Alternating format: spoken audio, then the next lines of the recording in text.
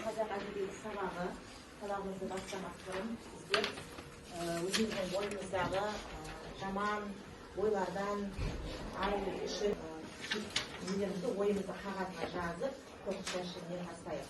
Сабағымызды жаңаша жақсы көңіл-күймен бастайық. Шаршау бар ма? Қандай тағы?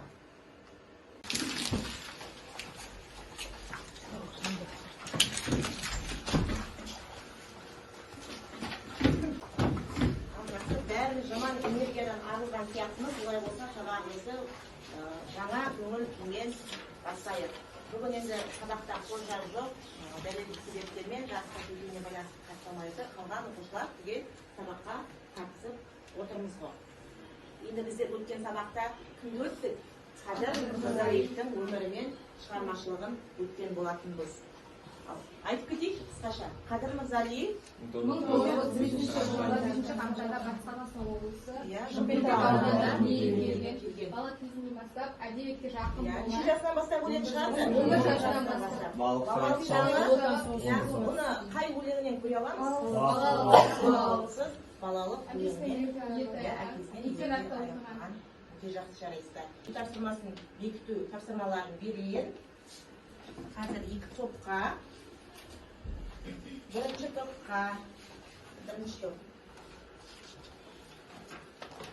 Қадыр Мырзалиев кім? Мен сіздерге қазір мына жерде не беремін, осының ішінде. Тапсыра берейін, да?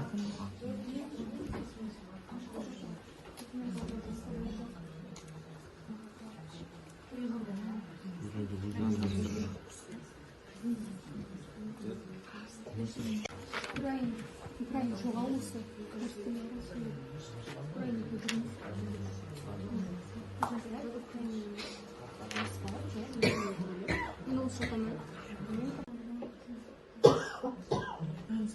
Кезетейік қарамаймыз. Біздерін үйге беруге тапсырдым. Екінші топ болды, бірінші топ кезетеміз. Бірінші топ болсын, содан кейін қорғаймыз, иә? Айта ғой, қандай тілдерге аударылған? Қадыр Мырзалиевтің өлеңдері неміс тіліне, орыс тіліне, ұйғыр тіліне, литва тіліне және қырғыз тіліне аударылған. Жақсы, екінші қарап отырмыз басқа топта. Мына жерге оқиға тексереміз қазір. Қадыр Мырзалиевтің 50-ден астам кітап авторы, Балдырған журналында қызмет еткен жазушы, аудармашы, ақын, Тарлан сыйлығының иегері, 200-дей өлең жазған қоғам қайраткері, қазақ балалар әдебиетінің дамуына елеулі үлес қосқан халық даналығының бірі. Олай болса қазір тексерейік. Қадыр Мырзалиев өлеңдері қандай тілдерге аударылған? Қарайық. Орыс тілі, неміс, украин, литва, эстон, грузия, өзбек. Сіздерге осының бәрі берілген болатын. Бірақ сіздер жабыстырған жоқсыздар. Себебі берілгеннің бәрі сол тілге аударылған екен. Жақсы жарайсыздар, не осылай тапсырыңыздар. Ары қарай екінші топты қарайық.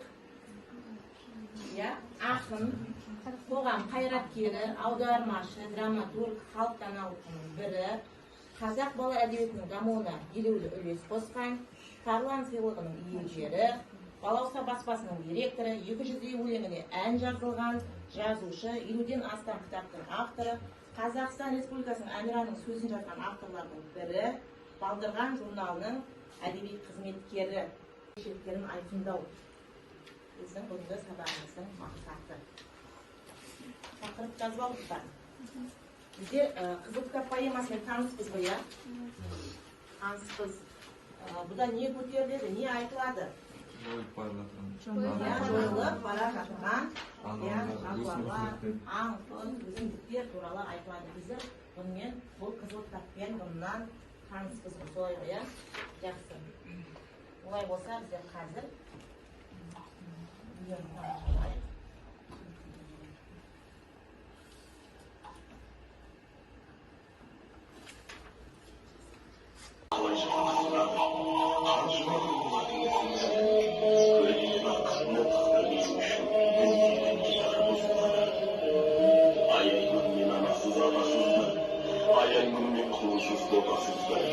Hayvanlar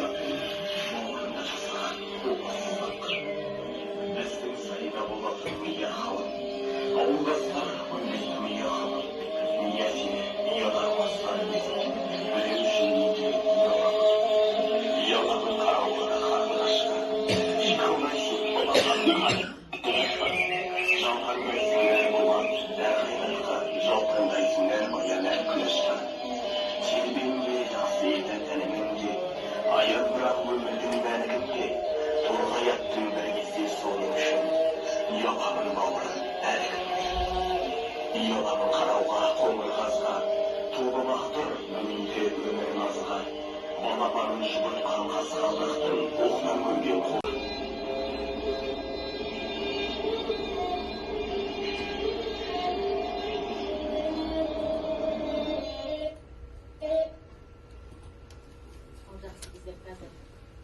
поэмасының үзіндіні тыңдадық.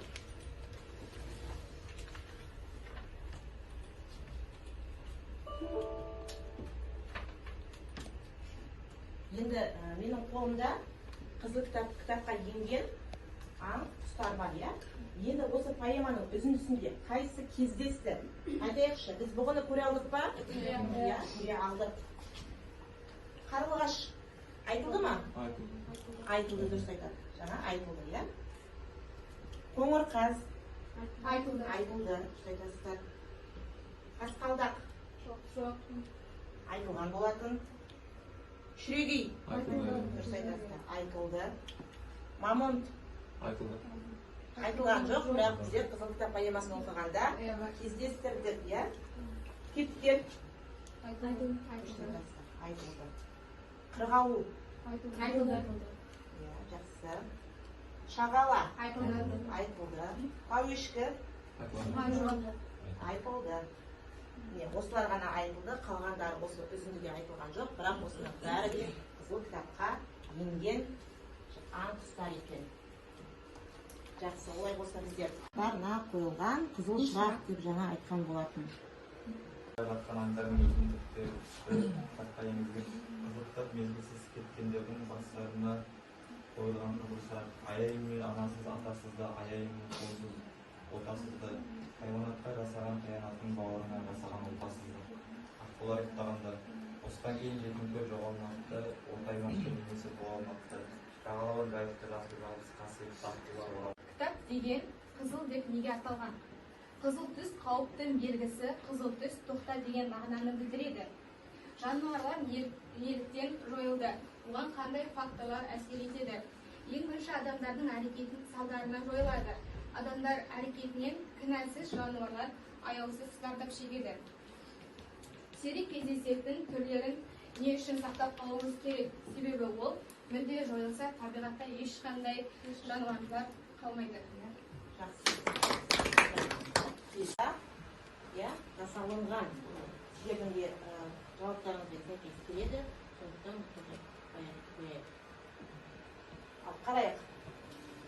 Сіздердің нұсқаларыңызды келісеміз, әрине, бірақ кетер іштей тіреп түршігіпте дүниені төңкеріп бір шіріппе.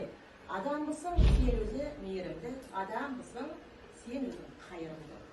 Аққулар ұйықтағанда поэмасында жетім көлден сән кетті, мана тұнған аққу кетті, ән келіп кетті қанатында. Ей кімсің, тірісің бе, жаның бар ма, аққуды мейірімдісің, арың бар ма? Ұқсастығы, екі ақында туған жердің табиғатын көздің қарашығындай сақтап, қорғаудың маңыздылығын айта келе, табиғатқа қаталдық танытпауға үндейді дейді. Сіздердің де жауаптарыңызбен келісеміз. Олай болса Сербет Русарды әуелді тап.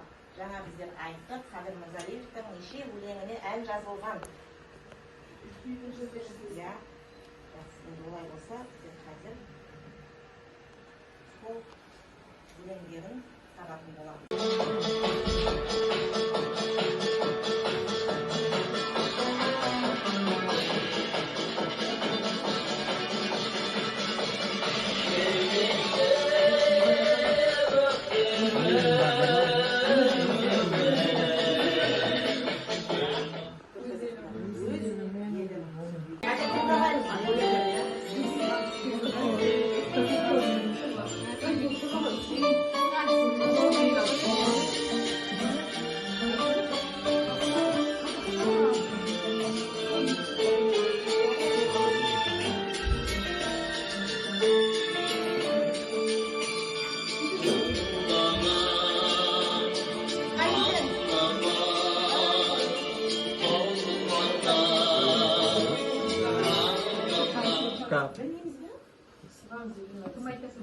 Иә, дұрыс айтады, апайлар біліп отыр.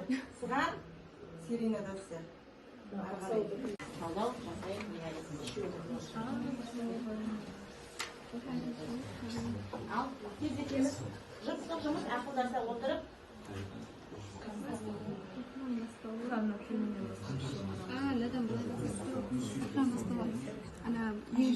бірінші оқиғаның басталуы қалай басталып еді? ақынның Енді жырмен ақылдасып өте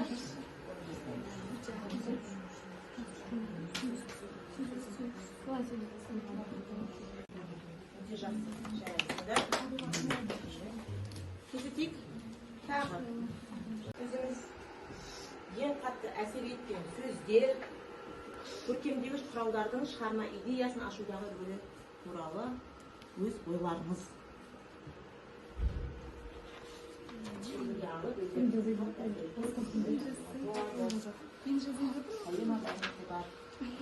Ештеңе етпейді енді бәріңізге де таратып берілді. Тез етіп орындайық. Жануарларды азайып бара жатқан жануарларды қорғау мақсатында сондай-ақ елімізде азайып бара жатқан жануарлар. Жақсы. Қалғанын тексеретін боламын ары қарай. Бізге келе барамыз. Таңда қарайық. Қолданайық.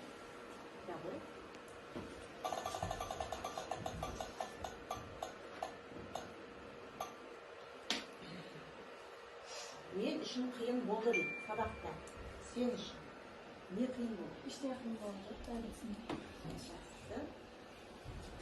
Жарайсың онда.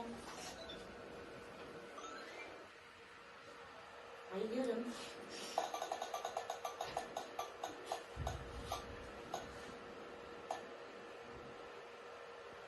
Бүгінгі сабақта маған қызық болды дейді.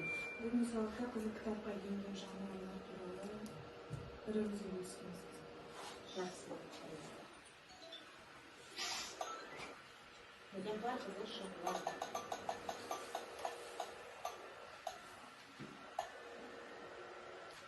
Өзіңізді қандай күшті жақтарынан байқадыңыз? Қандай күшті жағын байқадым? Топпен біріміз жұмыс жасау барысында, сабақ барысында. Топпен біріміз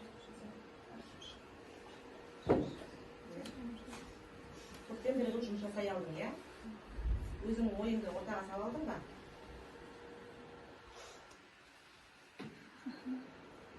Жақсы, отыра ғой. Айым.